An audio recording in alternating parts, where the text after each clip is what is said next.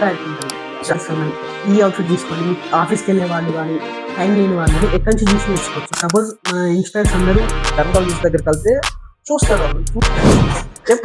Price కూడా చెప్పరాదు. 500 obviously this year 100 make over చేశానండి, 10 lakhs అని చెప్పారండి. అప్పుడు కాస్ట్ ఎక్కువైంది. సెకండ్ ఆప్షన్స్ ఎక్కువ ఉంటాయి అంటే, అండ్ హైదరాబాద్లో ఉంటే ఆ ట్రాన్స్ఫర్మేషన్లో కూడా ఒకలాగా ఉంటుంది. బ్రాండ్ నేమ్స్ కన్నా brand quality in the sense only biscuit అయ్యి ఉంటారు కదా, వాళ్ళు బ్లాగ్స్ అయినా కానీ మీకు అర్థమవుద్ది. జాక్ అండ్ జోన్ మంచి సిల్హువెట్ కానీ full of silhouette outfit full of చేస్తుంటే బాక్స్ కలర్స్ ట్రై చేయాలి అనుకుంటే నేను యువ మూవీ చూసాను. డెనిమ్ వేసుకొని ఉంటుంది, డెనిమ్ అండ్ డెనిమ్ మంకీగా ఉంటాయి బెల్ట్స్ కానీ అవన్నీ. వాటిని స్క్రాచ్ నుంచి 1 by 1 curate no need of money అంటారు, థ్రిఫ్ట్ చేయమంటారు.